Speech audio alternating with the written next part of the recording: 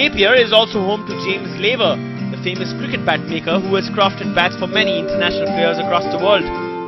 I got started with bat making in England actually many years ago, over 23 years ago now, and I happened to meet a guy that made cricket bats and wanted to take on an apprentice, so I applied for the apprenticeship because I thought it looked quite a good job, and I liked the idea of it, and so yes, I applied for the job and then got a job as an apprentice cricket bat maker in England.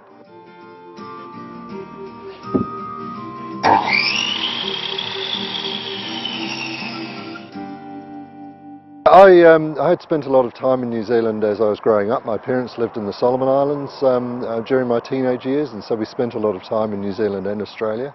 And so I really liked New Zealand and always wanted to move here at some point. And so I'm actually married to a New Zealander as well, so that helps. And so we decided to move out here and set up the business here. It's one of those things that with the nature of our business, it was a very difficult one to start with. We did have a different business model to start, where we made a lot of bats and sold through the shop network, and so it was very much a retail store concept. And so there were something like 35 shops through New Zealand that would sell our bats, and a few in Australia.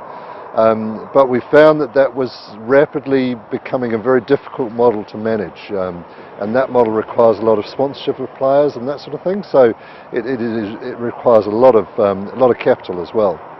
And so we changed our model and reduced it down to a basic model where we custom make for people, but we do it all direct through our website, through Facebook, and through those social media channels.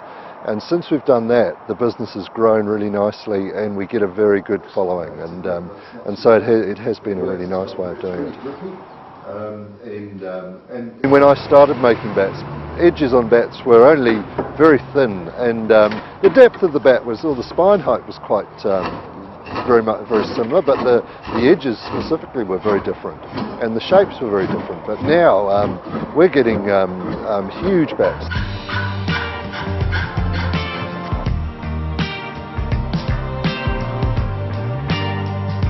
I mean, it's one of those things. Certainly, it's difficult to mention current players because there are so many contracts done. Yeah. We do a lot of blank bats, and we have a lot of bats being used in the World Cup at the moment.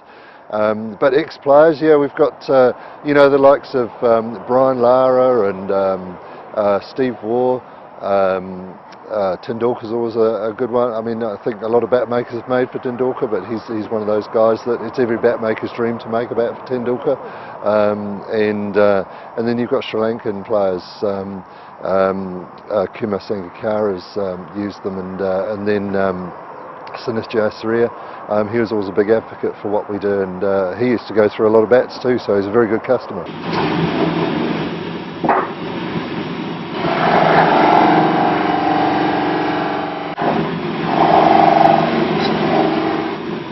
For us now, the World Cup coming to Hawke's Bay, and a lot of people travelling through, going to other games as well, means we're getting a lot of foot traffic, a lot of people coming in to have a look and see what we do. And it's great, it's just great to see the whole vibe. Everyone's really excited about having the World Cup in Hawke's Bay. It's just exciting.